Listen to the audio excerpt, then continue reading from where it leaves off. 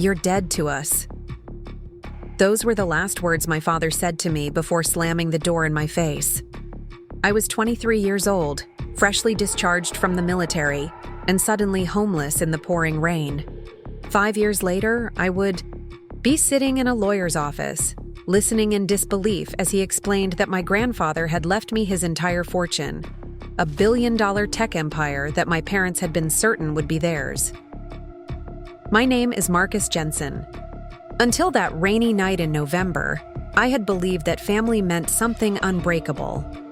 I learned the hard way that blood ties can be severed with a single sentence. I grew up in Westbrook, a wealthy suburb where success was measured by the square footage of your home and the prestige of the colleges your children attended. My father, Richard Jensen, was the CFO of a pharmaceutical company, a position that afforded us a sprawling mansion overlooking the lake, complete with a tennis court and a garage housing his collection of vintage cars. My mother, Elizabeth, dedicated her life to maintaining our family's social standing, serving on charity boards and hosting galas that were the talk of the town. Then there was my grandfather, William Jensen, a man who had built a tech company, from his garage in the 1980s into one of the most valuable enterprises in the country. Grandpa Will was different from my parents in every way that mattered. While they obsessed over appearances, he wore the same faded jeans and flannel shirts, whether he was in a boardroom or fishing by the lake. He drove an old pickup truck despite having billions in the bank and lived in the same modest house where he'd raised my father. "Money is just a tool, Marcus," he would tell me during our weekend visits. "What matters is what you build with it." As a child, I adored my grandfather and cherished the time we spent together. He taught me how to fish, how to build model airplanes, and most importantly, how to think for myself. My parents, particularly my father, seemed to resent our close relationship. "Don't fill the boy's head with your hippie nonsense," my father would snap whenever Grandpa Will suggested that there were more important things in life than status and wealth.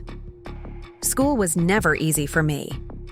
Not because I lacked intelligence, my test scores were consistently in the top percentile, but because I couldn't bring myself to care about the things that my parents and teachers deemed important. While my classmates fought for leadership, positions in clubs that would look good on college applications, I spent hours building computers from spare parts I found at the local junkyard. "Harvard doesn't care about your little hobby," my father would say dismissively when I showed him my latest creation. "Focus on your grades and the debate team." My mother was equally unimpressed. "Honestly, Marcus, you're always covered in grease. What will people think? The Peterson's son is heading to Princeton and captain of the swim team." The pressure mounted as I entered high school. My parents had my life planned to the last detail: Harvard undergraduate, then Harvard Business School, followed by a position at my father's company, leading eventually to taking over when he retired. The fact that I had absolutely no interest in this path seemed irrelevant to them. Grandpa Will was my only ally. "They mean well," he would say during our fishing trips, "but they've forgotten that a cage made of gold is still a cage." By my senior year, the tension at home had reached a breaking point. My college applications were due, and my father insisted on reviewing each one before submission. "What is this?" he demanded, waving a half-completed application to MIT. "We agreed on Harvard." "You agreed," I corrected him. "I want to study computer engineering, and MIT has the best program." What followed was the first of many explosive arguments that would eventually sever our relationship. Words like ungrateful, selfish, and disappointment were hurled at me like weapons. My mother cried about how I was destroying the family's plans, while my father threatened to cut off financial support if I didn't comply. I called Grandpa Will that night, desperate for advice. "Stand your ground, son," he said firmly. "Your life belongs to you, not to them. And don't worry about the money. I'll cover your tuition wherever you choose to go." His support gave me the courage to submit applications to MIT, Stanford, and Caltech, but not Harvard. When my acceptance letter from MIT arrived, My parents' reaction was cold fury. My father refused to speak to me for 2 weeks, while my mother alternated between tearful pleas and cutting remarks about my betrayal. The night before I was set to leave for college, my father called me into his study. I hoped for a reconciliation, perhaps even a reluctant blessing. Instead, he handed me a document. "What's this?" I asked, scanning the dense legal text. "A new trust agreement," he explained coldly. "You'll receive a stipend for college expenses, but the bulk of your trust fund will remain under my control until you're 30, or until you complete Harvard Business School, whichever comes first." It was emotional blackmail, plain and simple. I felt a surge of anger so intense it momentarily robbed me of speech. "And if I refuse to sign?" My father's expression hardened. "Then you'll receive nothing, not a penny. You'll have to figure out how to pay for your precious MIT on your own." I placed the unsigned document on his desk and walked out without a word, my hands shaking with anger and fear. That night, I called Grandpa Will again and explained the situation. "Your father was always too concerned with control," he sighed. "Don't sign anything, Marcus. I told you I'd cover your education, and I meant it." True to his word, Grandpa Will set up a separate account for my college expenses. It was more than generous, covering not just tuition, but also an apartment off campus and living expenses. My parents were furious when they discovered the arrangement, but there was little they could do. Their relationship with Grandpa Will, already strained, deteriorated further. MIT was everything I'd hoped for and more. For the first time, I was surrounded by people who understood my passion for technology and engineering. I thrived academically and started developing my own software in my spare time, a security program that would later become the foundation of my career. During semester breaks, I stayed with Grandpa Will rather than returning home, helping him with projects around his house and accompanying him on fishing trips. My parents and I maintained a fragile, distant relationship during those years. Phone calls were brief and tense, holiday visits perfunctory. They had grudgingly accepted that I wouldn't be attending Harvard Business School, but still expected me to join my father's company after graduation. Then came the day that changed everything. 3 months before graduation, I was called into the dean's office. A military officer was waiting for me, a representative from a specialized cyber division. "We've been monitoring your work, Mr. Jensen," the officer explained. "Your security algorithms have significant potential applications for national defense. We'd like to offer you a position." The opportunity was extraordinary, a chance to develop cutting-edge systems that would protect the country from emerging cyber threats. The work would be classified, the commitment significant, 4 years minimum. But the projects they described fascinated me, presenting challenges that would push my abilities to their limits. I accepted without hesitation, knowing it would mean the final break with my parents' plans. As expected, when I called to tell them, my father exploded. "You're throwing your life away on some government job?" he shouted. "We had an agreement, Marcus." "No, you had a plan," I corrected him. "I never agreed to it. This is about defying us, isn't it? It's always been about rebellion with you. It's about doing work that matters to me," I tried to explain. "Work that I believe in." "Believe in?" he scoffed. "You sound just like your grandfather, full of idealistic nonsense instead of practical sense." The conversation deteriorated from there, ending with my father declaring that I was no longer welcome in their home. My mother, tearful but loyal, to my father as always, did not contradict him. Graduation came and went. My parents didn't attend. Grandpa Will was there, beaming with pride as I received my degree. "You've chosen your own path," he told me afterward. "That takes more courage than following someone else's blueprint." The next 4 years passed in a blur of intensive work, classified projects, and minimal contact with my family. The military position took me to facilities across the country and occasionally overseas. The work was demanding, but deeply fulfilling. I was developing systems that protected vital infrastructure from attacks, saving lives in ways that would never make headlines but mattered profoundly. Grandpa Will and I spoke regularly, though his health was beginning to fail. He had stepped back from day-to-day operations at his company, but remained chairman of the board. My parents, I heard through him, had told their social circle that I was finding myself before joining the family business, a fiction that preserved their pride. My military commitment was nearing its end when I received the call. Grandpa Will had suffered a major heart attack. By the time I reached the hospital, he was conscious but weak. "There's my boy," he whispered as I entered his room. "Right on time as always." I spent the next 3 days at his bedside, leaving only when forced to by the hospital staff. We talked for hours when he had the strength, about his life, about my work, about the future. He made me promise to continue following my own path, regardless of pressure from others. "I've watched. You grow into a man of principle," he told me. "Don't ever lose that, no matter what." On the 3rd day, his condition suddenly worsened. The doctors rushed him into surgery, but it was too late. William Jensen, the kindest and wisest man I've ever known, died on the operating table at 78 years old. I was devastated. In my grief, I reached out to my parents, hoping that our shared loss might bridge the chasm between us.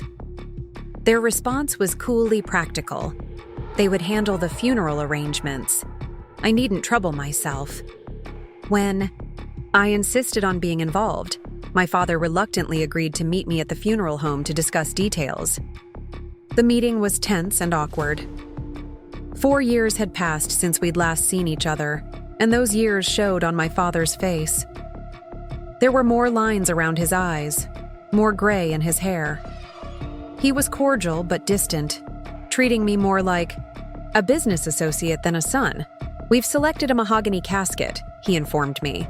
"The service will be at St. Mark's, followed by a reception at the country club." Grandpa wouldn't have wanted that, I objected. He hated the country club. He always said when he died, he wanted people to gather at his house, to remember him, in the place he loved. My father's expression hardened. This isn't about what he would have wanted. It's about what's appropriate for a man of his stature. The business community expects a certain standard. "This isn't a business function," I argued. "It's a funeral for our family to say goodbye." "Our family?" My father gave a bitter laugh. "You removed yourself from this family when you chose to defy every plan we had for you. You don't get to dictate funeral arrangements for a man whose legacy you rejected." "I rejected your plans, not Grandpa's legacy," I shot back. "I spent more time with him in the last 4 years than you did in the last 20. I know what he would have wanted." The argument escalated until we were both shouting, drawing concerned looks from the funeral director. It ended with my father, pointing to the door. "This is precisely why you're not involved in the arrangements," he said coldly. "Your grandfather built something extraordinary, something you turned your back on to play soldier. Now that he's gone, it falls to me to preserve his legacy, not you." I left shaking with anger and grief. The funeral, when it came, was exactly as my father had planned. Formal, impersonal, filled with business associates and social connections rather than friends. I sat in the back row, ignored by my parents, feeling like an intruder at my own. Grandfather's farewell. My military service concluded 2 weeks after the funeral. I had been offered a prestigious position with a private cybersecurity firm, excellent pay, cutting-edge projects, a chance to continue the work I'd come to love. I found an apartment near the company's headquarters and prepared to start my new chapter.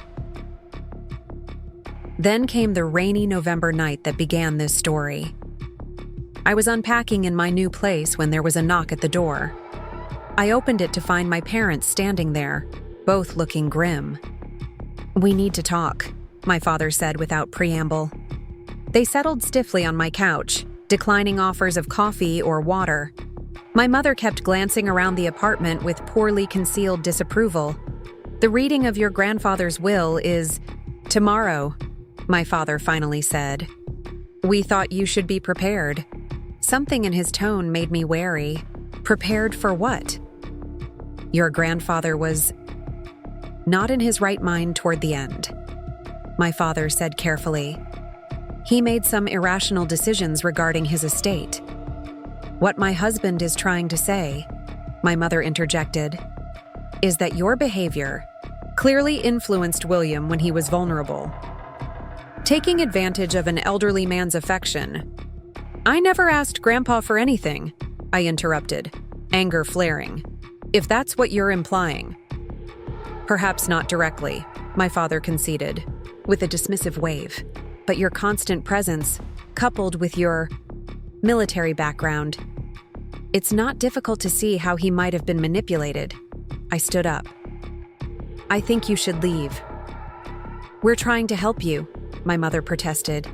"The family lawyers are prepared to offer you a settlement, a generous one, to avoid a lengthy court battle." "A court battle over what?" I demanded. My father finally met my eyes. "Your grandfather left controlling interest in Jensen Tech to you, along with the majority of his personal assets.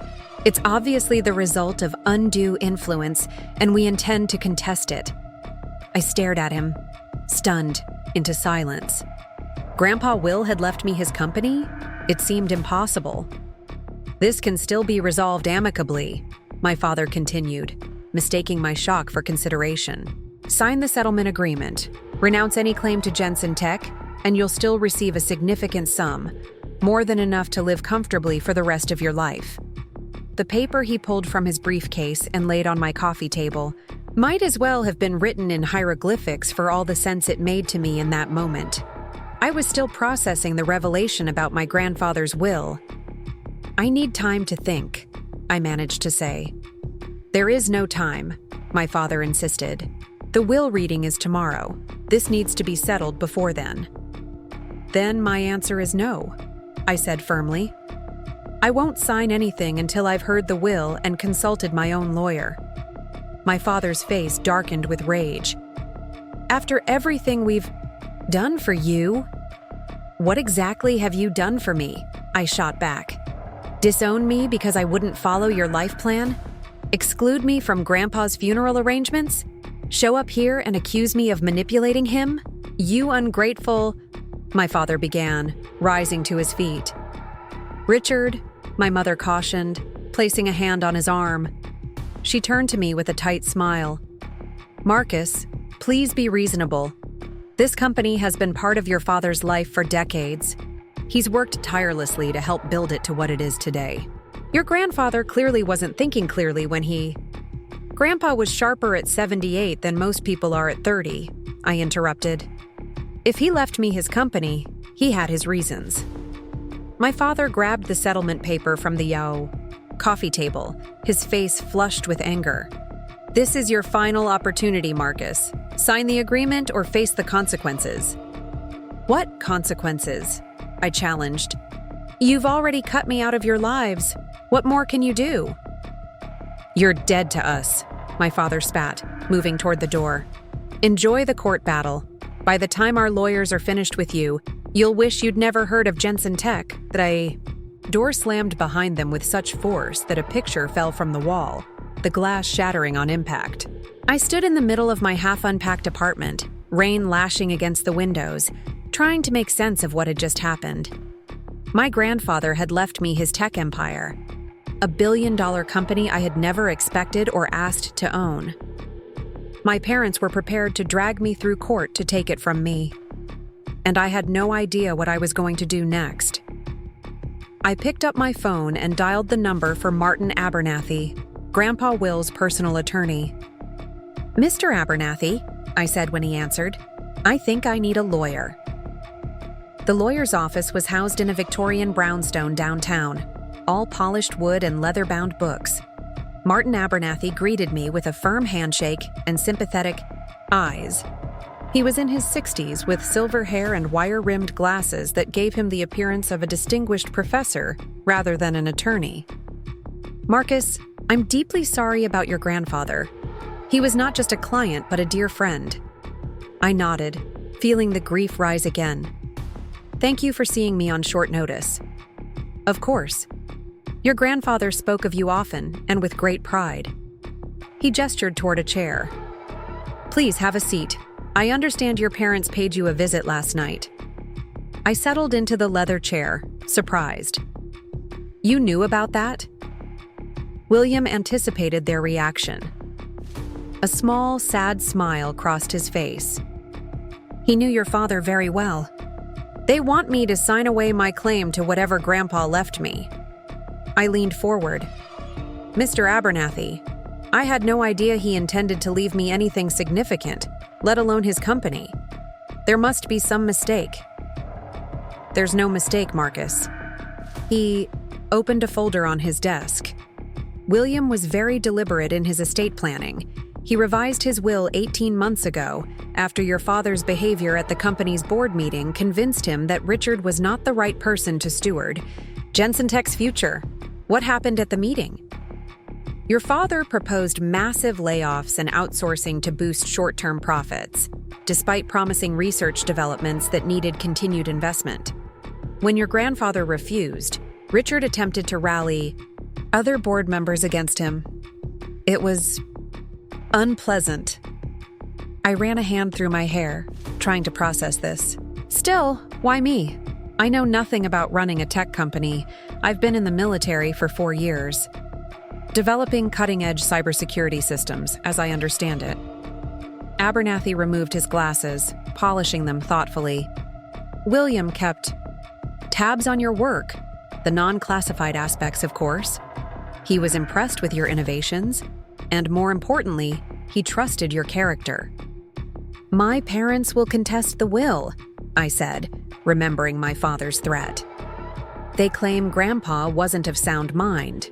Abernathy chuckled. "They can certainly try. Your grandfather anticipated that too.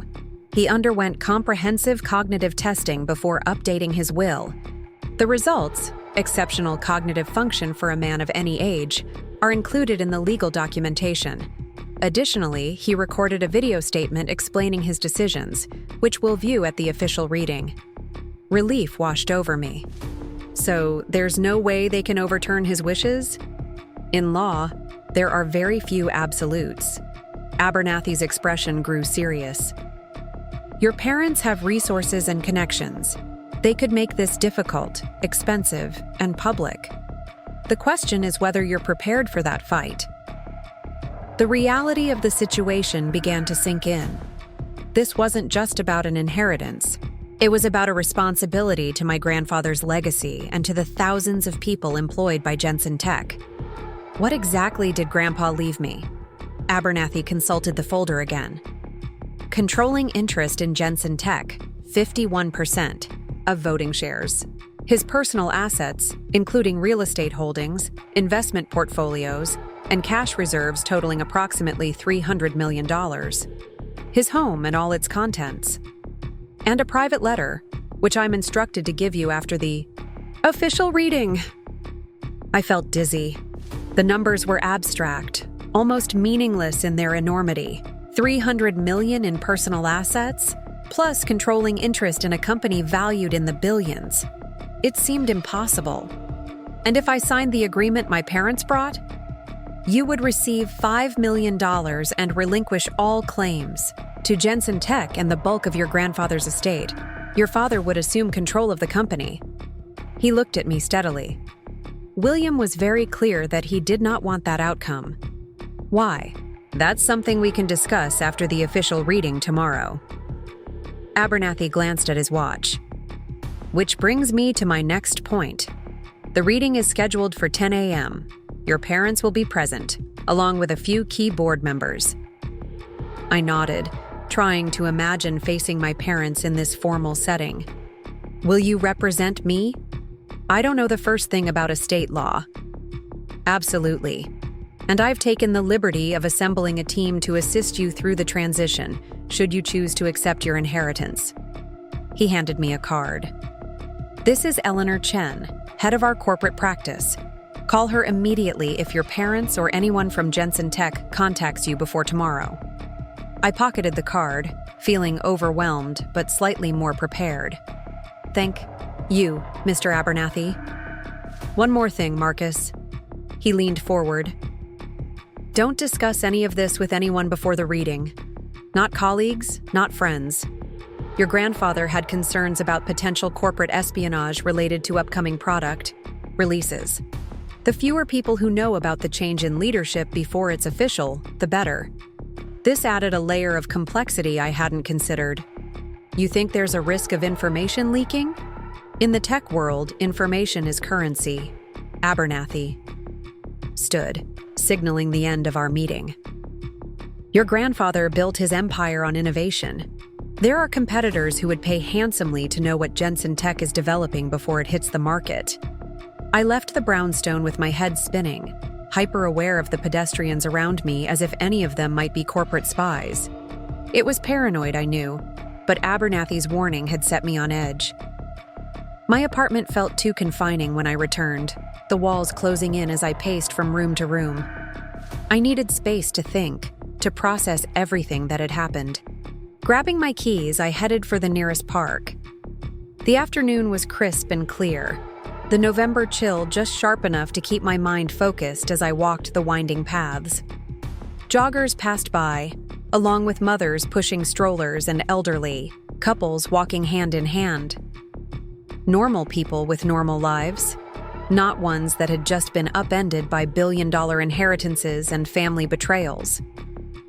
I found a bench overlooking a small pond and sat down, watching ducks glide across the water's surface. My grandfather's face came to mind, not the weakened version from the hospital, but the robust man who had taught me to fish, who had encouraged my interest in computers when my parents had dismissed it as a hobby. "Your mind works differently, Marcus," he had told me once after I'd shown him a program I'd written. "You see patterns others miss. That's a rare gift." Had he been grooming me all along to take over his company someday? The thought seemed absurd. I'd never expressed any interest in Jensen Tech's operations. My passion was cybersecurity, not corporate management. Yet as I considered it more deeply, I realized that my work in the military had given me skills that might translate to leading a tech company. I understood systems thinking, threat assessment, strategic planning. I'd led teams on high-pressure projects with national security implications. Perhaps most importantly, I'd learned how to make difficult decisions under conditions of uncertainty, a key skill I imagined was essential for any CEO. Still, the prospect was daunting. Jensen Tech employed over 10,000 people worldwide. Its products ranged from consumer electronics to specialized software for healthcare and finance. The responsibility of steering such an enterprise seemed overwhelming. And then there were my parents. The bitterness in my father's voice when he'd declared me dead to them still echoed in my mind. Taking what he clearly felt was rightfully his would sever any possibility of reconciliation. Not that reconciliation seemed likely regardless. Our relationship had been fractured long before this inheritance. My phone buzzed with a text from an unknown number. "Congratulations on your windfall. Perhaps we should discuss potential collaborations? Victor Zhao, Quantum Dynamics." I stared at the message, a chill running through me that had nothing to do with the November air. Quantum Dynamics was Jensen Tech's main competitor. How did Zhao know about my inheritance before the official reading? And how had he obtained my personal number? I immediately called Abernathy, who answered on the first ring. "We have a problem," I said without preamble, and read him the text. "This confirms our concerns about information security," he said grimly. "Don't respond to Zhao. Save the message as evidence. I'll alert our security team to begin an investigation into potential leaks." Could my parents have told him? There was a pause. It's possible. Richard has had business dealings with Quantum Dynamics in the past. Nothing that violated his contract with Jensen Tech, but enough to establish a relationship with Zhao. The implication was clear. My father might be willing to sabotage Jensen Tech if he couldn't control it. The thought was disturbing, but not entirely surprising given his recent behavior. What should I do? Come to my office immediately. We need to accelerate certain security protocols that William had in place. 20 minutes later, I was back in Abernathy's brownstone, this time in a secure conference room in the basement. Eleanor Chen, the corporate attorney Abernathy had mentioned, was waiting for us, along with a stern-looking man introduced as Frank Devereaux, head of Jensen Tech's internal security. We've had protocols in place for this transition for over a year, Devereaux explained. Your grandfather was concerned about corporate espionage, particularly regarding Project Aurora. What's Project Aurora? The three exchanged glances before. Chen spoke. It's Jensen Tech's next major innovation, quantum encryption technology that would revolutionize data security. The research team has made significant breakthroughs in recent months, which makes the timing of Zhao's approach particularly concerning, Abernathy added. The project is still confidential, but if successful, it would render quantum dynamics' current security offerings obsolete. I was beginning to understand the stakes more clearly. This wasn't just about a family fortune. It was about groundbreaking technology that could reshape the digital security landscape, exactly the field I'd been working in. You think Zhao is trying to get information about Project Aurora through me? Or delay its development by creating leadership uncertainty at Jensen Tech, Devereaux said.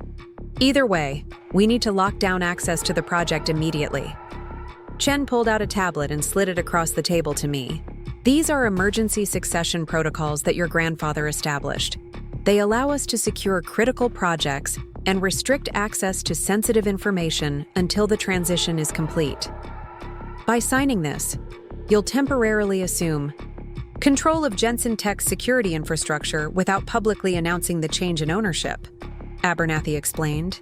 It gives us time to identify any potential security breaches before the will becomes public record. I scrolled through the documents, skimming the legal language. This says I'd need to physically go to Jensen Tech headquarters tonight. Yes, Devereaux confirmed. There are biometric systems that need to be updated with your data. Your grandfather's access codes expired automatically upon his death, and the interim codes are only valid for 30 days, which end tomorrow. If those codes expire without new leadership authentication, critical systems go into lockdown, Chen added. It would halt research and development across the company, including Project Aurora. I set the tablet down, feeling the weight of responsibility settling on my shoulders. I don't even know where headquarters is. Redmond, Washington, Abernathy said. There's a corporate jet standing by at the airport. You'd return in time for the will reading tomorrow morning. My parents will be suspicious if they can't reach me. Devereaux's expression was grim. With respect, Mr. Jensen, at this point we have to consider your parents' potential security risks. Their communication should be handled with caution. The reality of the situation hit me with full force. Less than 24 hours ago, I had been setting up my new apartment, preparing to start a job in the private sector, with no idea that my grandfather had left me his empire. Now I was discussing corporate espionage and emergency succession protocols with a security team that viewed my own parents as threats. What if I declined the inheritance? I asked suddenly. What happens? To Jensen Tech, then? The company would likely be sold, Chen said after a moment's hesitation. There are provisions in your grandfather's will for that contingency, but it would mean the end of his life's work as an independent entity.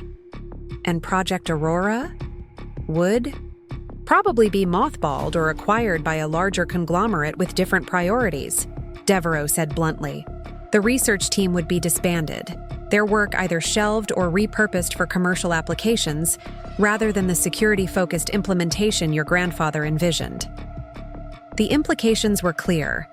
If I walked away, not only would I'd be rejecting my grandfather's final wish, but I might also be dooming an important security innovation, one in the very field I had dedicated my career to advancing. I thought of Grandpa Will on his hospital bed, making me promise to follow my own path. Had he known even then what was coming? Had he been trying to prepare me? I'll go to Redmond, I decided, but I want complete briefings on Project Aurora and the company's current status during the flight. Relief visibly washed over the three professionals.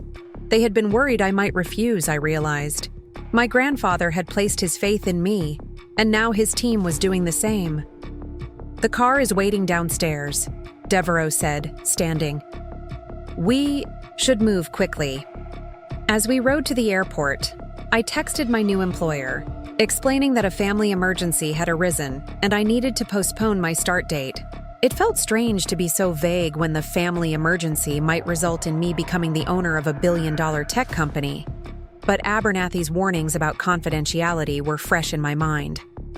The Jensen tech corporate jet was sleek and understated with the company's minimalist logo, a stylized J that resembled a circuit path, on the tail. The interior was comfortable but not ostentatious, reflecting my grandfather's practical approach to luxury. As we took off, Chen handed me a secure tablet. "This contains the briefings you requested. You'll need to use your military ID for biometric verification to access them."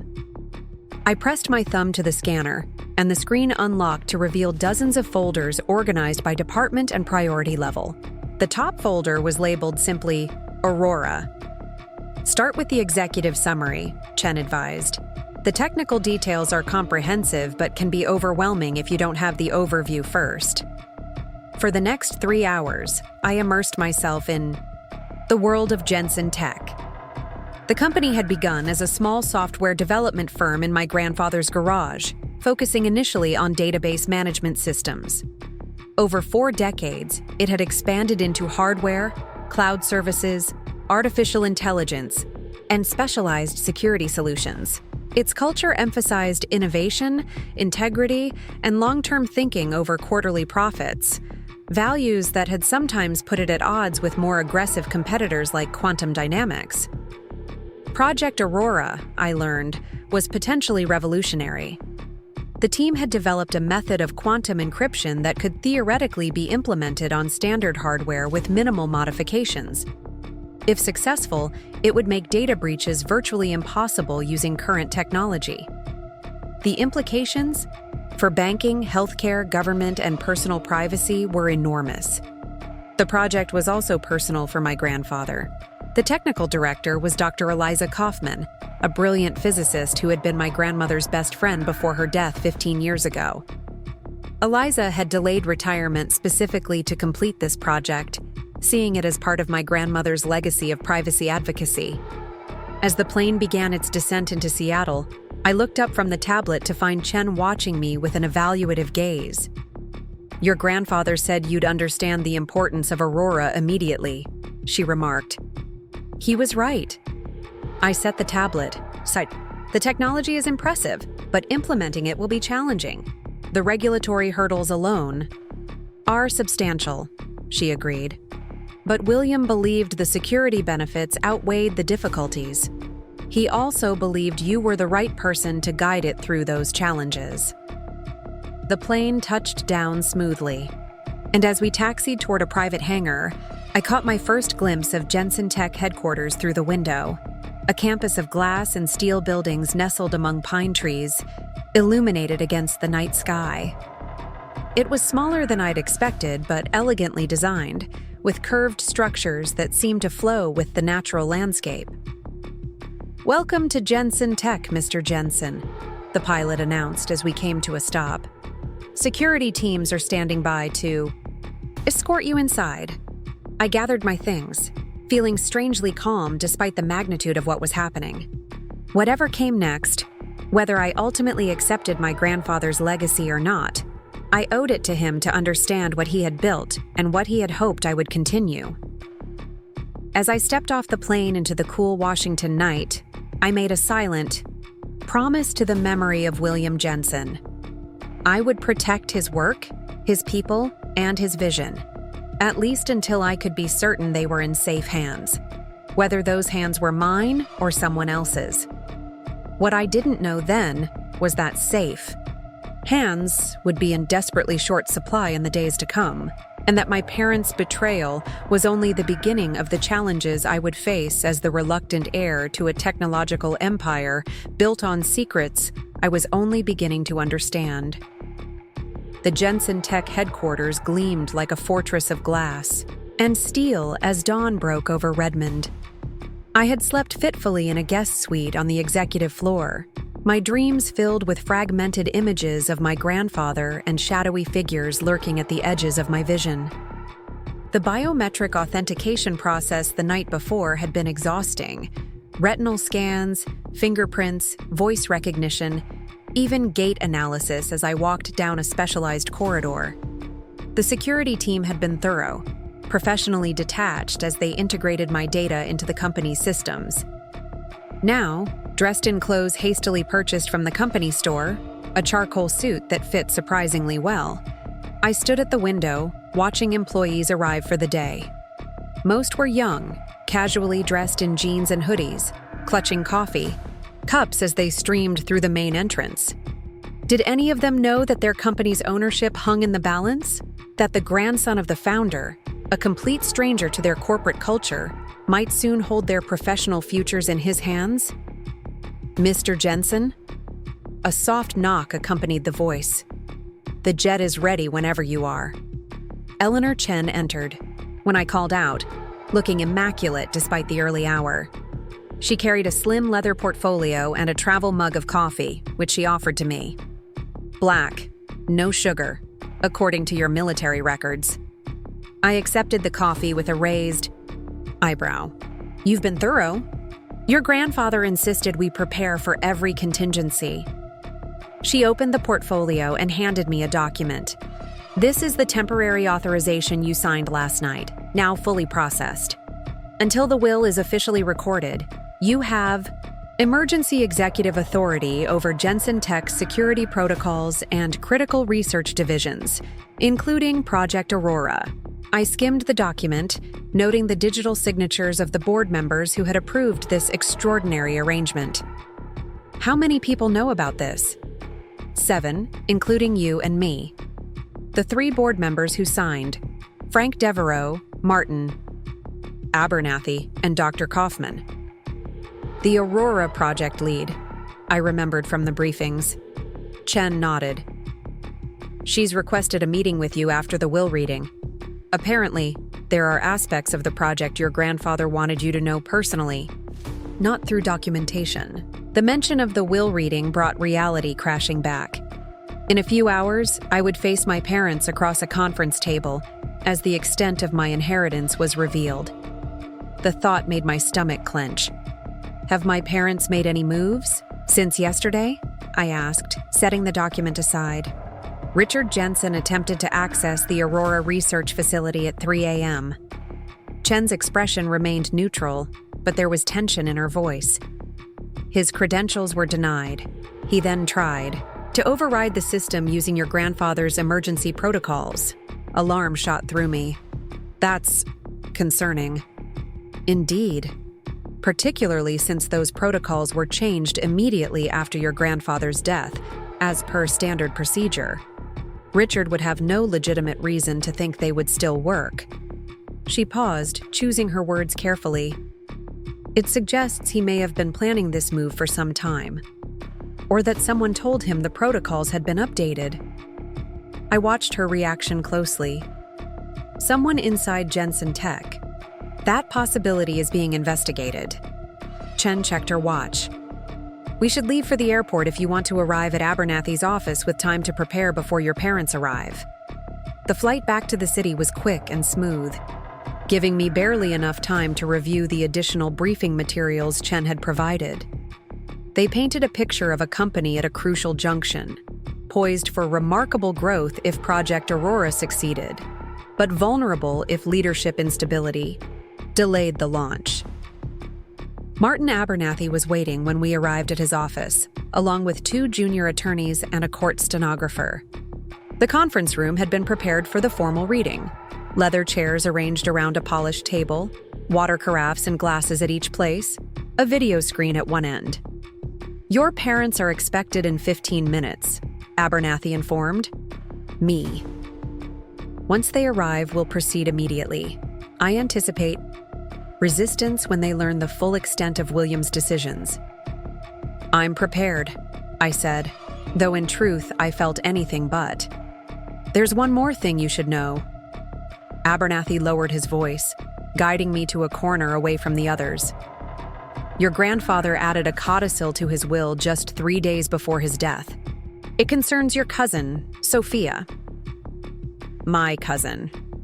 I hadn't thought about Sophia in years.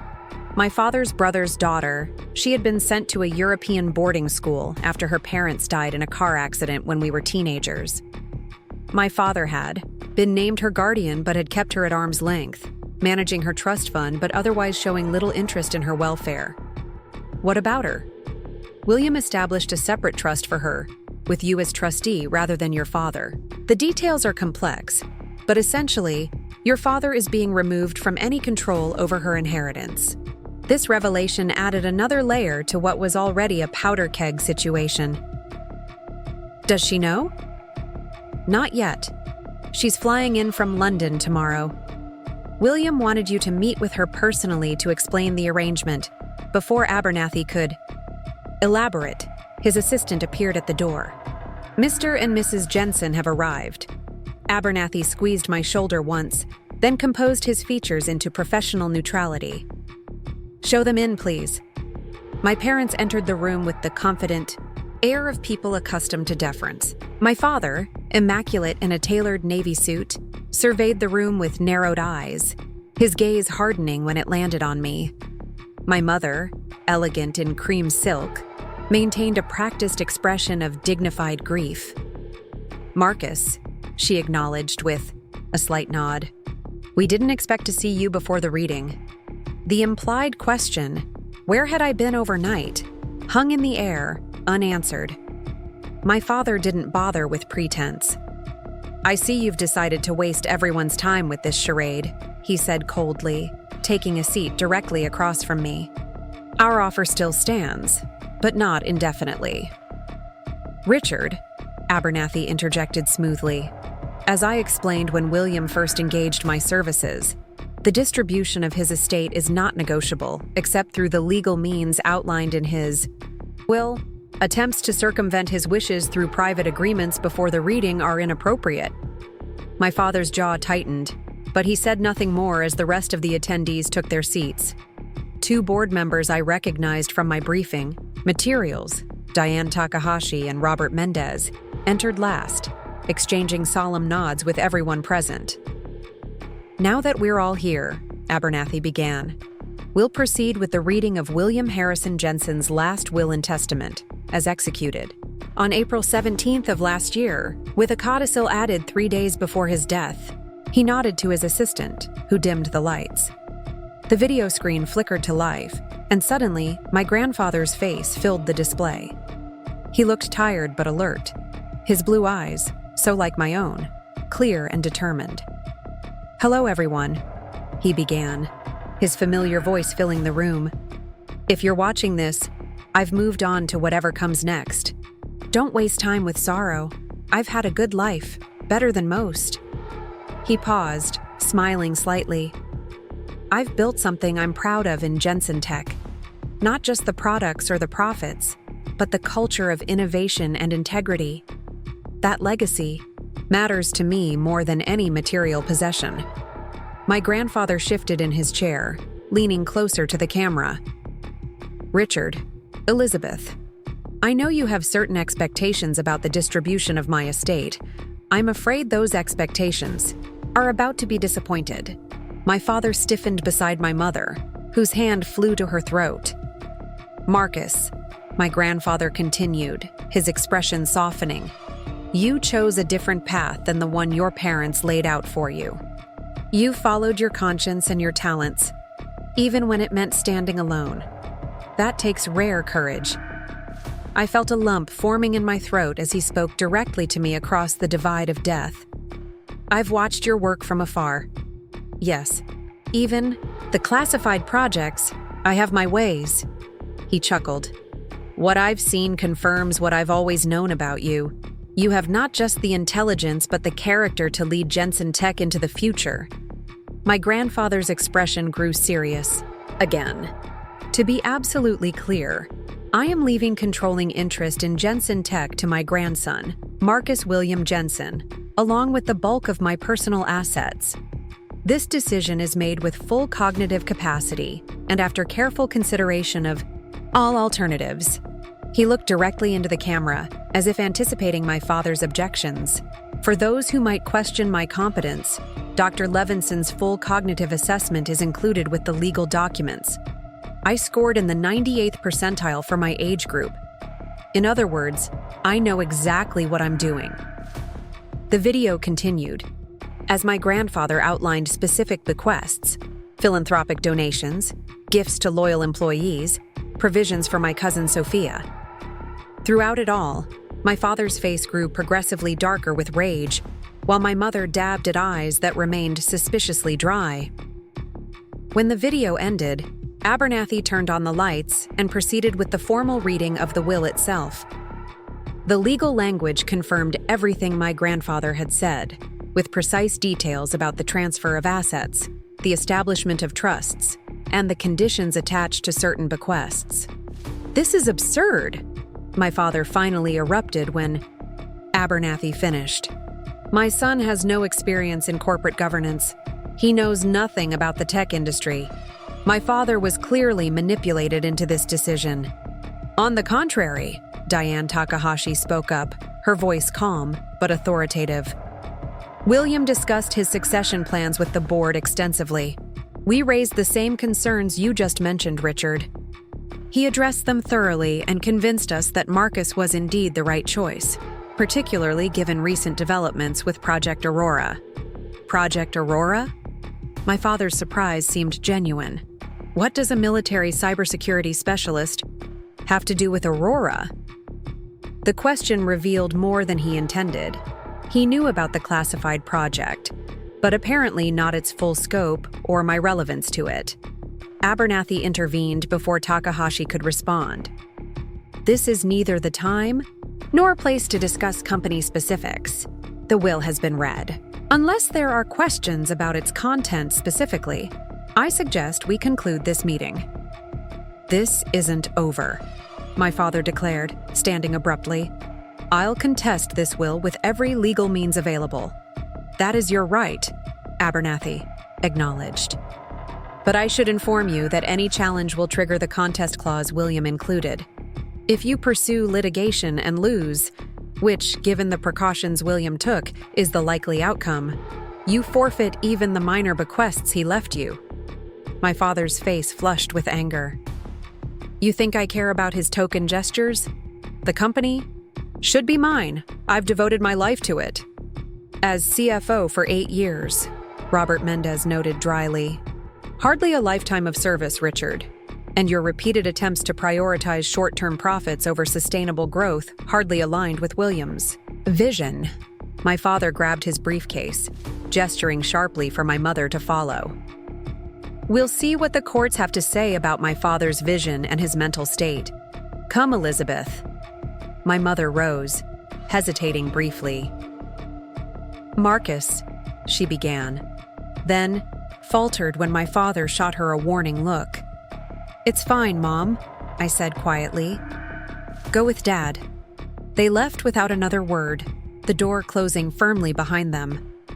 The silence that followed was heavy with unspoken thoughts. Abernathy was the first to speak. "Well, that went about as expected." He opened his briefcase and extracted a sealed envelope. "Your grandfather asked me to give you this privately. It's his personal letter to you." I accepted the envelope, feeling the weight of the moment. Whatever came next, legal battles, corporate responsibilities, family estrangement, would be shaped by the words my grandfather had left for me alone. "Read it when you're ready," Abernathy advised. In the meantime, there's the matter of your cousin Sophia to address. And Dr. Kaufman is waiting to speak with you about Aurora. I slipped the envelope into my inner jacket pocket, close to my heart. Let's start with Sophia, I decided. I have a feeling she's been kept in the dark about a lot of things. That ends now. The Jensen Tech headquarters gleamed like a fortress of glass and steel as dawn broke over Redmond. I had slept fitfully in a guest suite on the executive floor, my dreams filled with fragmented images of my grandfather and shadowy figures lurking at the edges of my vision. The biometric authentication process the night before had been exhausting. Retinal scans, fingerprints, voice recognition, even gait analysis as I walked down a specialized corridor. The security team had been thorough, professionally detached, as they integrated my data into the company's systems. Now, dressed in clothes hastily purchased from the company store, a charcoal suit that fit surprisingly well, I stood at the window, watching employees arrive for the day. Most were young, casually dressed in jeans and hoodies, clutching coffee cups as they streamed through the main entrance. Did any of them know that their company's ownership hung in the balance? That the grandson of the founder, a complete stranger to their corporate culture, might soon hold their professional futures in his hands? Mr. Jensen? A soft knock accompanied the voice. The jet is ready whenever you are. Eleanor Chen entered when I called out, looking immaculate despite the early hour. She carried a slim leather portfolio and a travel mug of coffee, which she offered to me. Black, no sugar, according to your military records. I accepted the coffee with a raised eyebrow. You've been thorough. Your grandfather insisted we prepare for every contingency. She opened the portfolio and handed me a document. This is the temporary authorization you signed last night, now fully processed. Until the will is officially recorded, you have emergency executive authority over Jensen Tech security protocols and critical research divisions, including Project Aurora. I skimmed the document, noting the digital signatures of the board members who had approved this extraordinary arrangement. How many people know about this? 7, including you and me. The 3 board members who signed, Frank Devereaux, Martin Abernathy, and Dr. Kaufman. The Aurora project lead, I remembered from the briefings. Chen nodded. She's requested a meeting with you after the will reading. Apparently, there are aspects of the project your grandfather wanted you to know personally, not through documentation. The voice. Mention of the will reading brought reality crashing back. In a few hours, I would face my parents across a conference table as the extent of my inheritance was revealed. The thought made my stomach clench. Have my parents made any moves since yesterday? I asked, setting the document aside. Richard Jensen attempted to access the Aurora research facility at 3 a.m. Chen's expression remained neutral, but there was tension in her voice. His credentials were denied. He then tried to override the system using your grandfather's emergency protocols. Alarm shot through me. That's concerning. Indeed, particularly since those protocols were changed immediately after your grandfather's death, as per standard procedure. Richard would have no legitimate reason to think they would still work. She paused, choosing her words carefully. It suggests he may have been planning this move for some time, or that someone told him the protocols had been updated. I watched her reaction closely. Someone inside Jensen Tech. That possibility is being investigated. Chen checked her watch. We should leave for the airport if you want to arrive at Abernathy's office with time to prepare before your parents arrive. The flight back to the city was quick and smooth, giving me barely enough time to review the additional briefing materials Chen had provided. They painted a picture of a company at a crucial junction, poised for remarkable growth if Project Aurora succeeded, but vulnerable if leadership instability delayed the launch. Martin Abernathy was waiting when we arrived at his office, along with 2 junior attorneys and a court stenographer. The conference room had been prepared for the formal reading, leather chairs arranged around a polished table, water carafes and glasses at each place, a video screen at one end. Your parents are expected in 15 minutes, Abernathy informed me. Once they arrive, we'll proceed immediately. I anticipate resistance when they learn the full extent of William's decisions. I'm prepared, I said, though in truth I felt anything but. There's one more thing you should know. Abernathy lowered his voice, guiding me to a corner away from the others. Your grandfather added a codicil to his will just 3 days before his death. It concerns your cousin, Sophia. My cousin. I hadn't thought about Sophia in years. My father's brother's daughter, she had been sent to a European boarding school after her parents died in a car accident when we were teenagers. My father had been named her guardian, but had kept her at arm's length, managing her trust fund, but otherwise showing little interest in her welfare. What about her? William established a separate trust for her, with you as trustee rather than your father. The details are complex, but essentially, your father is being removed from any control over her inheritance. This revelation added another layer to what was already a powder keg situation. Does she know? Not yet. She's flying in from London. Tomorrow. William wanted you to meet with her personally to explain the arrangement. Before Abernathy could elaborate, his assistant appeared at the door. Mr. and Mrs. Jensen have arrived. Abernathy squeezed my shoulder once, then composed his features into professional neutrality. Show them in, please. My parents entered the conference room with the confident air of people who expected to leave as billionaires. My father, immaculate in his tailored suit, scanned the room with practiced precision before his gaze settled on me. His eyebrow twitched. The only indication of his surprise at finding me already there. My mother, elegant in cream silk, maintained her practiced mask of dignified grief, though her eyes revealed calculation rather than sorrow. Marcus, she acknowledged with a slight nod. We didn't expect to see you here so early. The implied question hung in the air unanswered. Where had I been overnight? What did I know that they didn't? My father dispensed with pleasantries. I see you've decided to waste everyone's time with this charade, he said coldly, taking a seat directly across from me. Our offer still stands, but the terms won't remain this generous indefinitely. Richard, Abernathy interjected smoothly. As I explained when William first engaged my services, the distribution of his estate is not negotiable through private agreements before the official reading. Any such attempts could be interpreted as undue influence. A muscle jumped in my father's jaw, but he remained silent as the other attendees took their seats. 2 board members I recognized from my briefing materials entered last, exchanging polite nods with everyone present.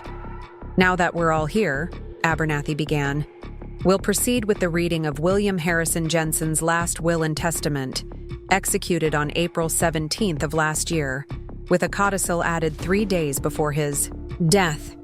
He nodded to his assistant, who dimmed the lights. The video screen flickered to life, and suddenly my grandfather's face filled the display. He looked tired but alert, his blue eyes, so like my own, clear and determined. Hello, everyone, he began, his familiar voice filling the room. If you're watching this, I've moved on to whatever comes next. Don't waste time with sorrow. I've had a good life, better than most. I've built something I'm proud of in Jensen Tech. My grandfather continued on the screen. Not just the products or the profits, but the culture of innovation and integrity. That legacy matters to me more than any material possession. He shifted in his chair, leaning closer to the camera. Richard, Elizabeth, I know you have certain expectations about the distribution of my estate. I'm afraid those expectations are about to be disappointed. My father stiffened beside my mother, whose hand flew to her throat in a practiced gesture of shock. Marcus, my grandfather's voice, softened. You chose a different path than the one your parents laid out for you. You followed your conscience and your talents, even when it meant standing alone. That takes rare courage. I felt a lump forming in my throat as he spoke directly to me across the divide of death. I've watched your work from afar, Yes, even the classified projects, I have my ways. He chuckled. What I've seen confirms what I've always known about you. You have not just the intelligence, but the character to lead Jensen Tech into the future. My grandfather's expression grew serious again. To be absolutely clear, I am leaving controlling interest in Jensen Tech to my grandson, Marcus William Jensen, along with the bulk of my personal assets. This decision is made with full cognitive capacity and after careful consideration of all alternatives. He looked directly into the camera, as if anticipating my father's objections. For those who might question my competence, Dr. Levinson's full cognitive assessment is included with the legal documents. I scored in the 98th percentile for my age group. In other words, I know exactly what I'm doing. The video continued, as my grandfather outlined specific bequests, philanthropic donations, gifts to loyal employees, provisions for my cousin Sophia. Throughout it all, my father's face grew progressively darker with rage, while my mother dabbed at eyes that remained suspiciously dry. When the video ended, Abernathy turned on the lights and proceeded with the formal reading of the will itself. The legal language confirmed everything my grandfather had said, with precise details about the transfer of assets, the establishment of trusts, and the conditions attached to certain bequests. This is absurd, my father finally erupted when Abernathy finished. My son has no experience in corporate governance. He knows nothing about the tech industry. My father was clearly manipulated into this decision. On the contrary, Diane Takahashi spoke up, her voice calm but authoritative. William discussed his succession plans with the board extensively. We raised the same concerns you just mentioned, Richard. He addressed them thoroughly and convinced us that Marcus was indeed the right choice, particularly given recent developments with Project Aurora. Project Aurora? My father's surprise seemed genuine. What does a military cybersecurity specialist have to do with Aurora? The question revealed more than he intended. He knew about the classified project, but apparently not its full scope or my relevance to it.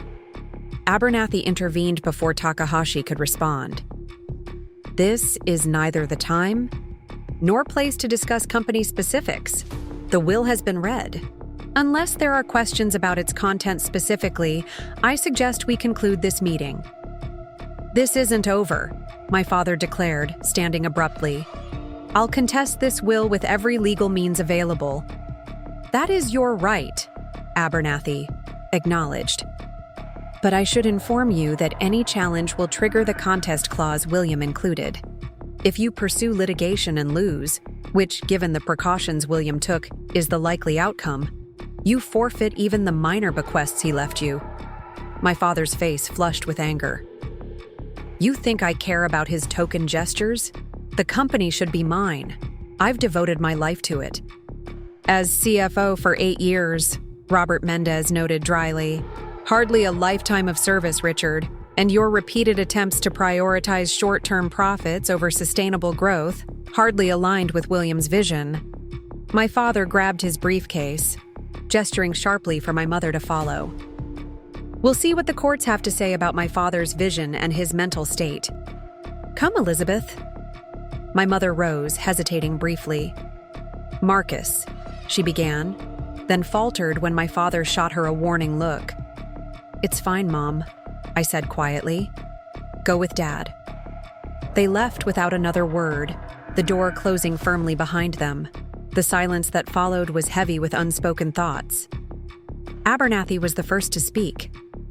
Well, that went about as expected. He opened his briefcase and extracted a sealed envelope. Your grandfather asked me to give you this privately. It's his personal letter to you. I accepted the envelope, feeling the weight of the moment. Whatever came next, legal battles, corporate responsibilities, family estrangement, would be shaped by the words my grandfather had left for me alone. Read it when you're ready, Abernathy advised.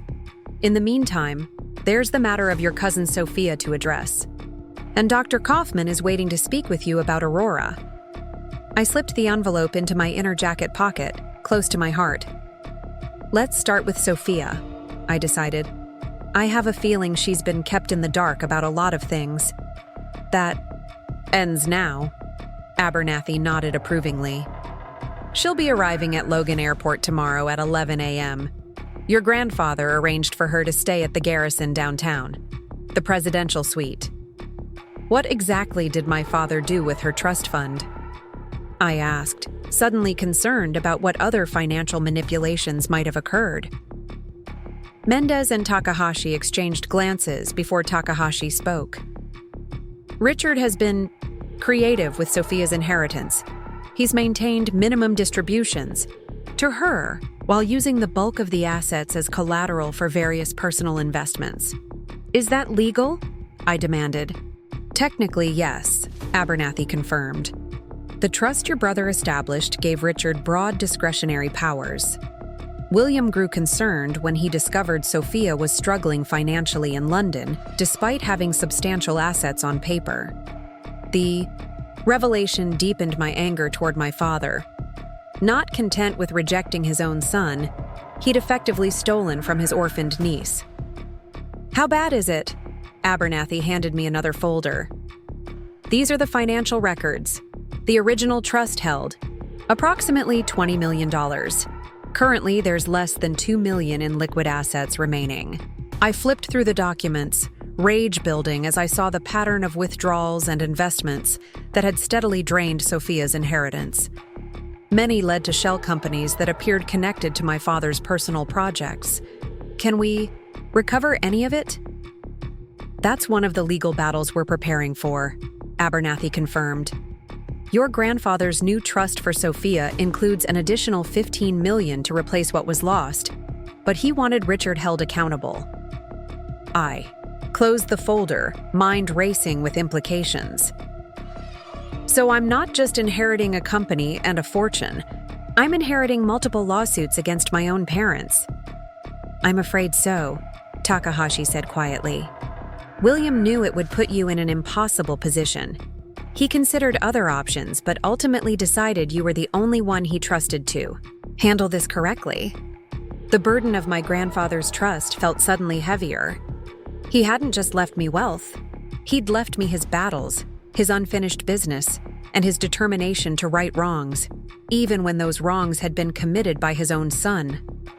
I need a moment, I said, standing abruptly. Is there somewhere I can read this letter privately?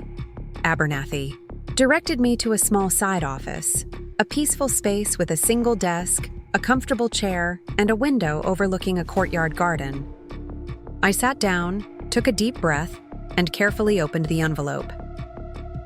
The letter was handwritten on my grandfather's personal stationery, his distinctive scrawl immediately bringing a flood of memories, birthday cards, notes of encouragement, lessons, carefully explained during our weekend projects. My dear Marcus, if you're reading this, then you've just learned that you're the primary beneficiary of my estate. You're probably feeling overwhelmed, possibly even trapped. That was never my intention. I'm giving you Jensen Tech and the resources that come with it, not as a burden, but as freedom. Freedom to make a difference in the world on a scale few ever have the opportunity to do. Project Aurora isn't just another product. It's a chance to fundamentally change how privacy and security work in our increasingly connected world.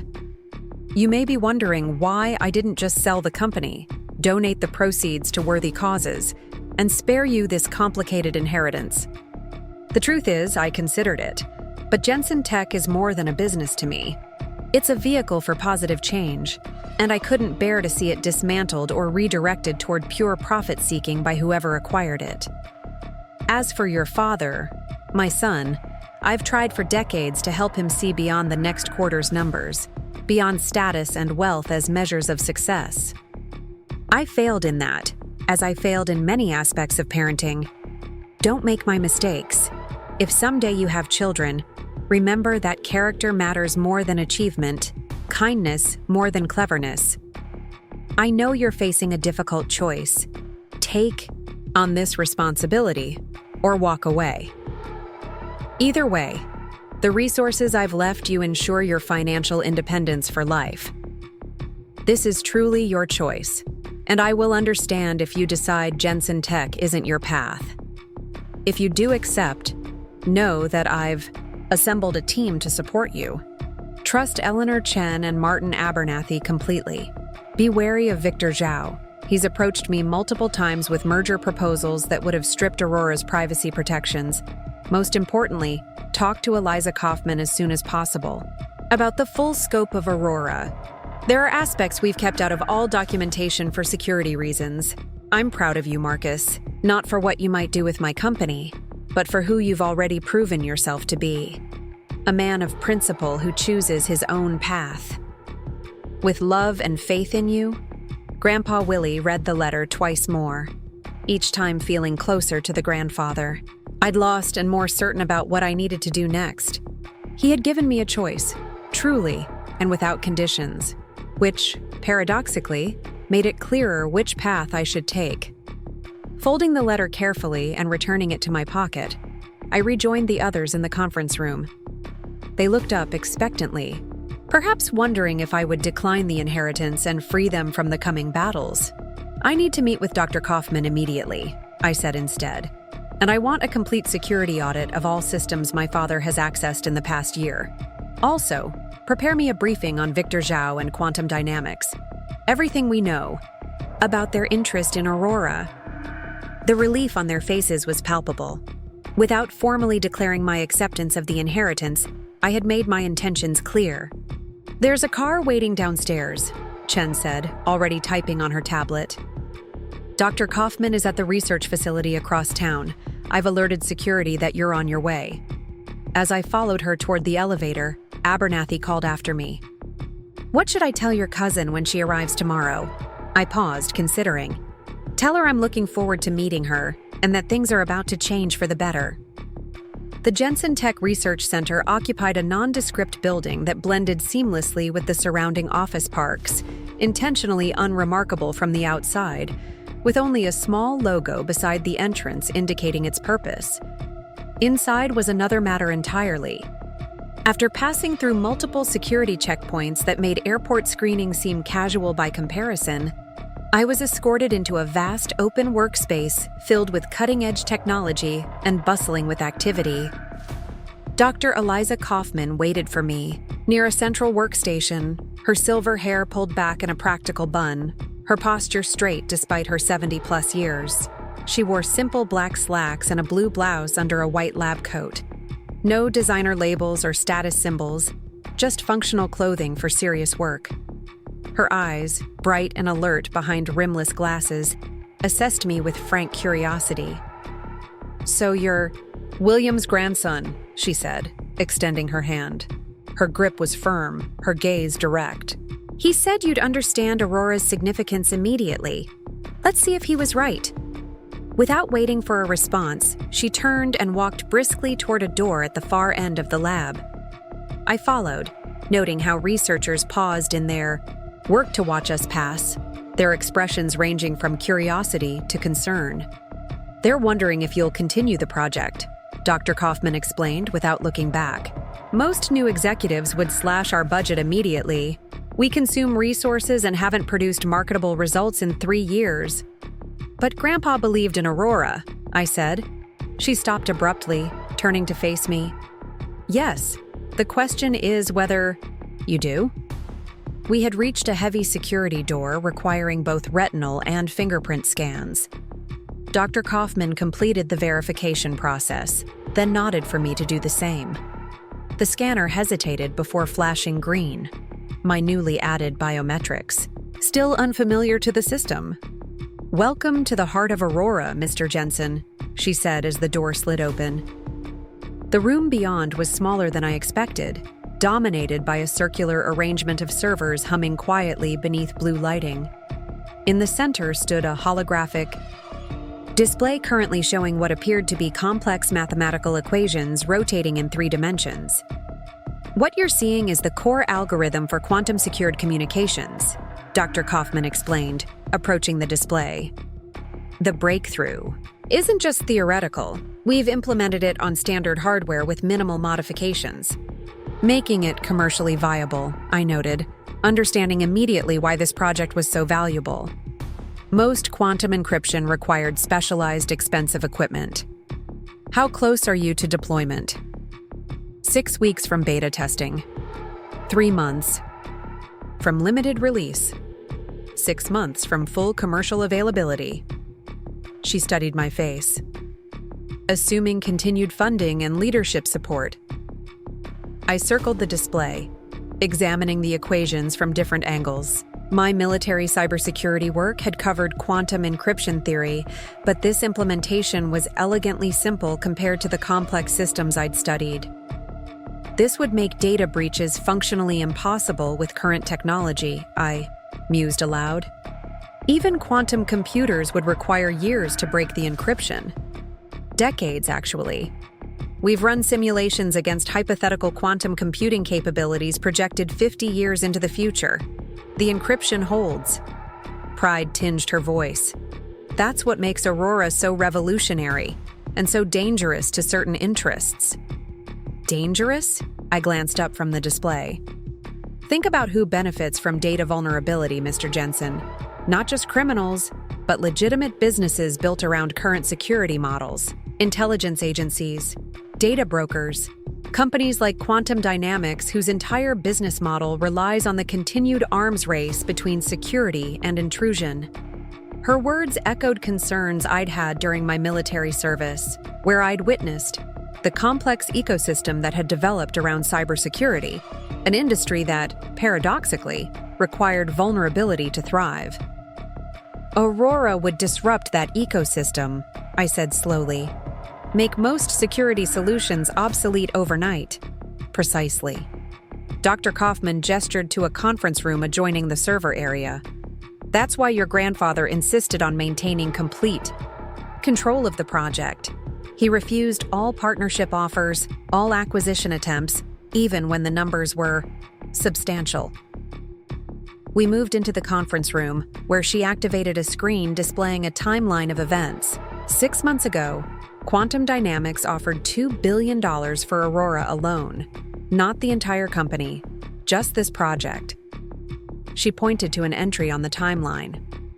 When William refused, their CEO, Victor Zhao, suggested a strategic partnership that would have given them access to our research while we retained nominal ownership. And when Grandpa refused that as well, things became difficult. Her expression darkened. Research team members were approached with job offers at triple their current salaries. There was a sophisticated cyber attack on our servers, and William began receiving threats. I straightened in my chair. Threats? What kind of threats? Initially subtle. Suggestions that regulatory approval might become problematic. Hints about potential security vulnerabilities that could be discovered in Jensen tech products. She sighed. Then more direct. Anonymous messages implying harm might come to those he cared about if Aurora proceeded to market. Did he report this to the authorities? Of course, but the messages were carefully worded to maintain plausible deniability. Nothing actionable from a legal perspective. She tapped the screen again, advancing to a more recent entry. 2 weeks before his heart attack, William received this. The screen displayed a message containing only a series of numbers. It took me a moment to recognize the significance. Coordinates, dates, and times. Moments when I had been present, at specific locations during my military service, including several classified operations. Someone was tracking me, I said quietly, a chill running down my spine. Using me to threaten Grandpa. Yes, and whoever it was had access to highly restricted information. Dr. Kaufman's expression was grave. William was convinced it meant there was a high-level connection between quantum dynamics and certain government elements. Or a leak within military intelligence. The implications were disturbing either way. Did he say anything else about these threats? Only that he was taking steps to protect you in the project. She hesitated. 3 days after receiving this message, he revised his will to leave you everything. 1 week later, he added the codicil regarding your cousin, and 10 days after that, he was dead. The timeline she presented raised troubling questions. Had my grandfather's heart attack been entirely natural? Had the stress of these threats contributed to it? Or was there something more sinister at play? Dr. Kaufman, I said carefully, do you believe my grandfather's death was suspicious? She removed her glasses, pinching the bridge of her nose. I'm a scientist, Mr. Jensen. I don't traffic in speculation without evidence, but I find the timing concerning. And yet you've continued the project despite the threats. Of course. She replaced her glasses, drawing herself up with dignity. Aurora isn't just another product. It's a fundamental shift in how privacy can work in the digital age. William and I began this project for Catherine, your grandmother. She spent the last years of her life advocating for digital privacy rights. Aurora is her legacy as much as William's. The mention of my grandmother added another dimension to my understanding. Catherine Jensen had been a respected privacy advocate, testifying before Congress about data protection long before it became a mainstream concern. What do you need from me to complete Aurora successfully? I asked, making my decision. Relief flickered across Dr. Kaufman's face. Your public commitment to the project, authorization to proceed with beta testing, and protection from interference, both external and internal. Internal? Your father has tried repeatedly to redirect resources away from Aurora toward more immediately profitable ventures. With William gone, he may escalate those efforts through his remaining allies on the executive team. I considered this information in light of everything I'd learned. I'll make a formal announcement supporting Aurora tomorrow. In the meantime, compile a list of anyone with access to the project who might be vulnerable to outside pressure or incentives. We need to identify potential security risks. Already done. She produced a tablet from her lab coat. William asked for the same assessment after the threats began. This is our internal security team's analysis, updated weekly. As I accepted the tablet, the weight of responsibility settled more firmly on my shoulders. This wasn't just about inheriting wealth or even a company. It was about protecting a technological breakthrough that could reshape digital privacy, and potentially about uncovering the truth behind my grandfather's death. One more thing, Dr. Kaufman, I said as we prepared to leave. Did my grandfather have a full medical workup before his heart attack? 3 months prior. Clean bill of health except for mild hypertension, well controlled with medication. She gave me a searching look. Why do you ask? Just being thorough, I replied, unwilling to voice my growing suspicions without more evidence. I'd like to review his medical records if possible. She nodded slowly. I'll have them sent to you. And Marcus? She used my first name for the first time. Be careful. William was wise to leave you the company, but that makes you a target now, too. As I left the research center with Eleanor Chen, who had waited patiently during my meeting with Dr. Kaufman, my mind raced with implications and questions. The excitement of Aurora's potential was tempered by the shadow of threats and possible sabotage. We need to increase security around Dr. Kaufman and the core research team, I told Chen as we slid into the waiting car. And I want a complete audit of my father's activities in the months before Grandpa's death. Communications, meetings, financial transactions, everything. Chen nodded, making notes on her tablet. The security changes are already underway. As for the audit on your father, that's more complicated legally. We'll need specific authorization since he's still technically an officer of the company. Draw up whatever paperwork is necessary and add Victor Zhao to the investigation. I gazed out the window as we pulled away from the research center. I need to understand exactly what we're dealing with before my cousin arrives tomorrow. I spent the night in my grandfather's downtown penthouse, a place I'd visited only once before, during a rare holiday dinner years ago. The space was quintessentially him, understated luxury with practical touches everywhere. Floor-to-ceiling windows offered panoramic views of the city, while his workshop occupied what should have been the formal dining room, tools, and half-finished projects still arranged as if he might return at any moment to continue his tinkering. Sleep eluded me despite my exhaustion. I paced the spacious living room, reviewing security reports on my tablet and trying to process everything I'd learned in the past 48 hours. By dawn, I had made several decisions that would irrevocably alter the course of my life, and potentially the future of digital privacy itself. My cousin's flight arrived precisely on schedule. I waited in the terminal's VIP lounge, having arranged private escorts to bypass the usual customs delays. When Sophia Jensen walked through the door, I almost didn't recognize her. The awkward teenager I vaguely remembered had become a poised, young woman with our grandfather's piercing blue eyes and determined set to her jaw. "Marcus?" She approached cautiously, extending her hand. "It's been what, 8 years? You look different." "Military service will do that," I replied, shaking her hand before impulsively pulling her into a brief hug. "It's good to see you, Sophia. I'm sorry about the circumstances." "Grandfather's death, you mean? Or Uncle Richard's financial manipulations?" Her direct approach caught me off guard. "I may have been exiled to Europe, but I'm not uninformed. Grandfather kept me updated." We settled into the waiting car, an awkward silence stretching between us as it navigated city traffic. Sophia broke it first. "Mr. Abernathy mentioned you. Wanted to speak with me personally about my trust fund. Is it completely gone?"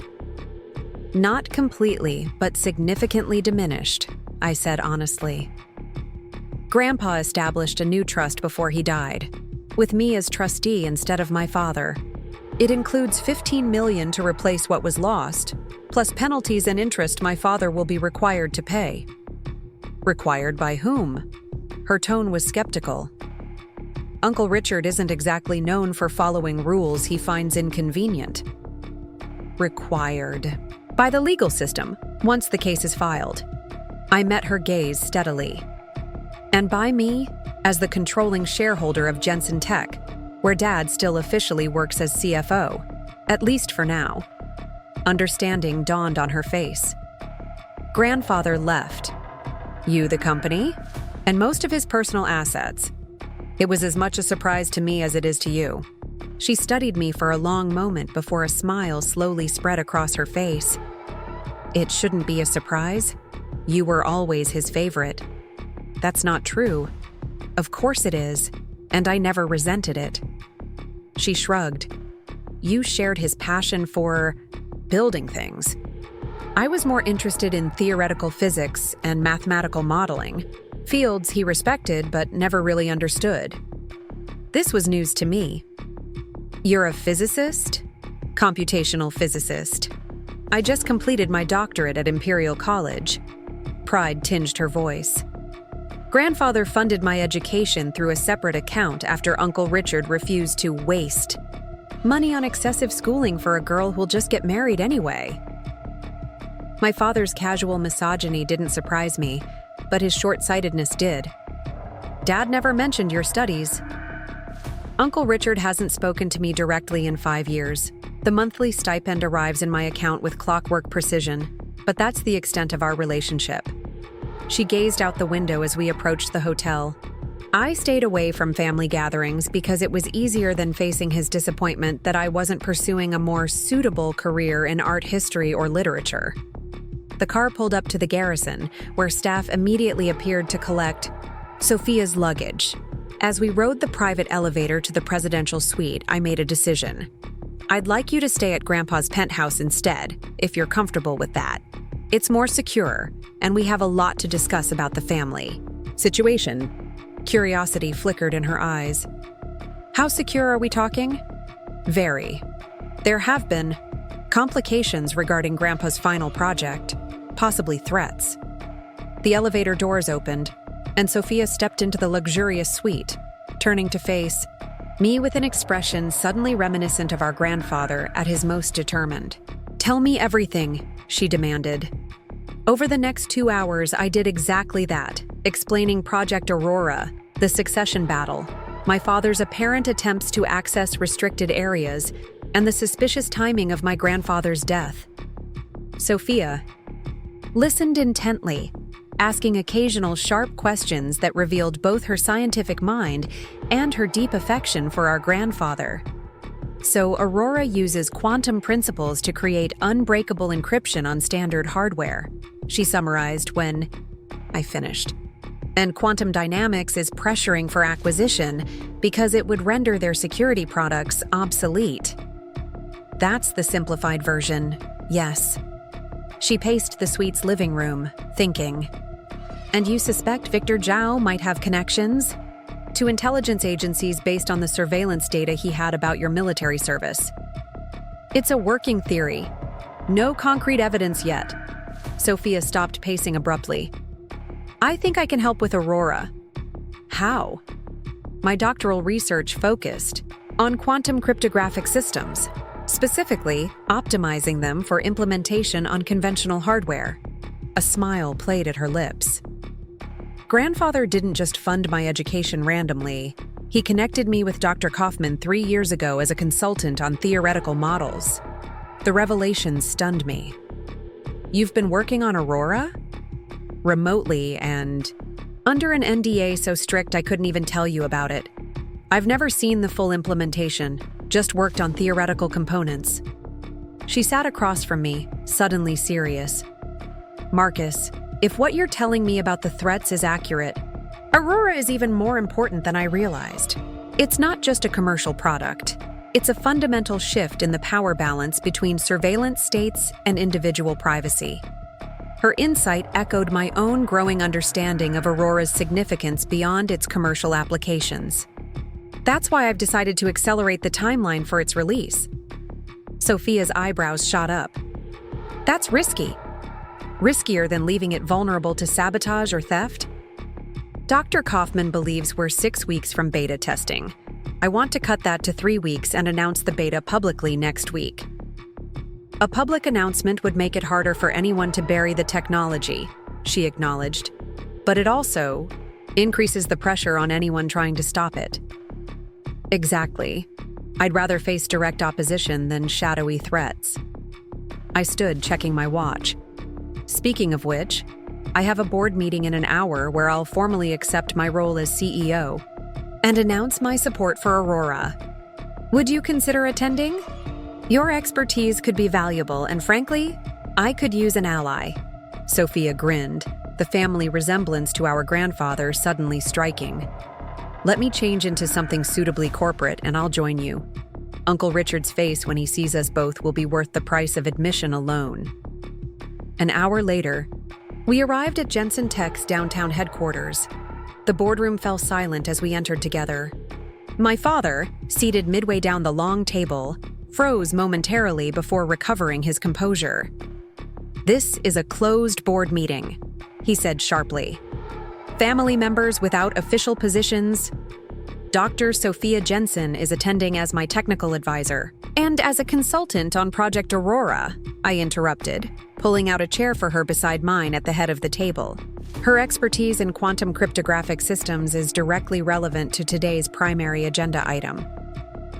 Dr. Jensen? My father repeated, looking at Sophia with newfound wariness. Imperial College London, she replied coolly. Computational physics, with a specialization in quantum information systems. I believe you received the tuition bills, Uncle Richard. The board members exchanged glances ranging from amusement to discomfort, as my father visibly calculated how to respond. Before he could speak, I called the meeting to order, launching directly into my formal acceptance of the CEO position and my strategic vision for Jensen Tech, with Project Aurora as its centerpiece. The next 3 weeks will challenge everything. We thought we knew about data security, I announced to the board, ignoring my father's increasingly hostile glare. Aurora isn't just another product. It's a paradigm shift that positions Jensen Tech as the global leader in privacy technology for decades to come. My presentation outlined the accelerated timeline for Aurora's release, including the public announcement scheduled for the following week. As expected, my father objected immediately. This is reckless, he snapped. Aurora is untested in real-world conditions. Rushing it to market risks our reputation and exposes us to significant liability. That's why we're implementing a staged rollout, Sophia countered smoothly. The beta will be clearly labeled as such, with appropriate disclaimers.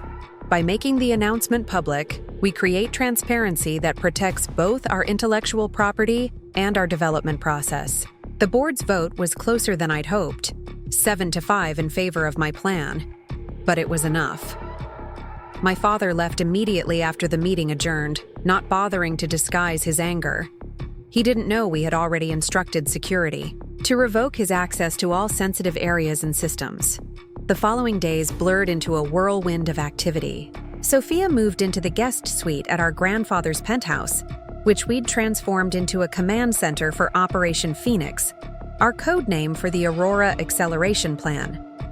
Dr. Kaufman joined us most evenings, bringing updates from the research team and working with Sophia on final protocol refinements. The security audit I'd ordered revealed disturbing patterns in my father's recent activities. Multiple unauthorized access attempts to the Aurora Research Facility, late-night meetings with unnamed contacts, and most concerning, a wire transfer of $500,000 to an offshore account linked to a former intelligence operative now working in the private sector. He's either being blackmailed or he's bought, Eleanor Chen concluded as we reviewed the findings. Either way, we need to remove him completely. I had already drafted the termination papers when our security team intercepted a message from my father to Victor Zhao. Acceleration confirmed. Window closing. Proceed with contingency. That night, everything changed. I woke to blaring alarms and flashing emergency lights throughout the penthouse. Sophia burst into my room, tablet in hand. The research facility's been breached, she reported tersely. Armed team. Professional. They've taken Dr. Kaufman. The next 48 hours became a desperate race against time.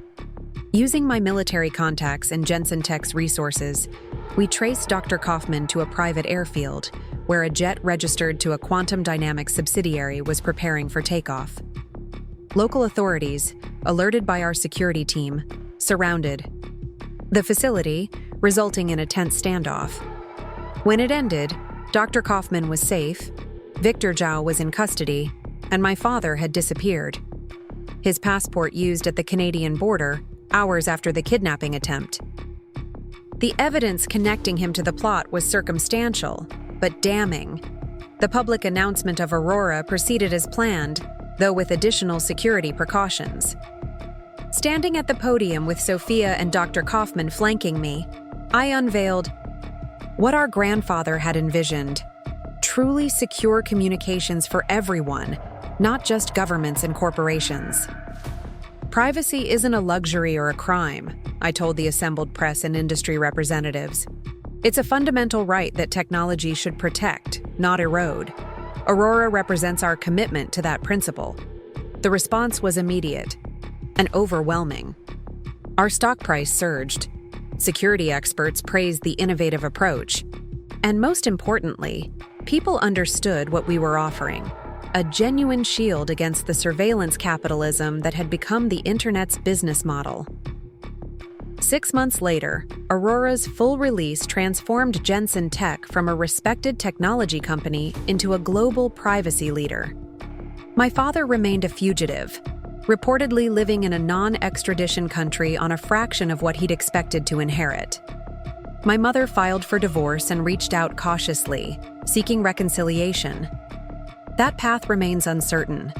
Sophia officially joined Jensen Tech as Chief Science Officer, establishing a research division focused on ethical applications of quantum computing. Together, we created the Katherine Jensen Foundation, dedicated to advancing digital rights and privacy education worldwide. As for me, the reluctant heir who once dreamed only of a quiet life in cybersecurity, I found purpose in stewarding my grandfather's legacy. Not just his wealth or his company, but his vision of technology that empowers rather than exploits. Sometimes, late at night in his workshop that I've carefully preserved, I imagine him watching with approval as the company he built continues to evolve. You chose your own path, he told me once, and that takes more courage than following someone else's blueprint. It turns out my path and his weren't so different after all. Both built on the belief that innovation should serve humanity's best interests, not merely generate profit. Both guided by principles stronger than family obligation or social expectations. The inheritance my grandfather left wasn't just measured in billions. It was the freedom to make a difference, and the responsibility to use that freedom wisely. If you've enjoyed this journey from rejection to redemption, from being cut off to becoming the steward of a billion-dollar legacy, make sure to subscribe to my channel for more stories of family dynamics, unexpected inheritances, and the true meaning of wealth. Hit that notification bell so you won't miss my next video where I'll share another dramatic tale of fortune, betrayal, and justice served. Remember, sometimes being labeled ungrateful simply means you've refused to accept less than you deserve. Thanks for watching, and I'll see you in the next video.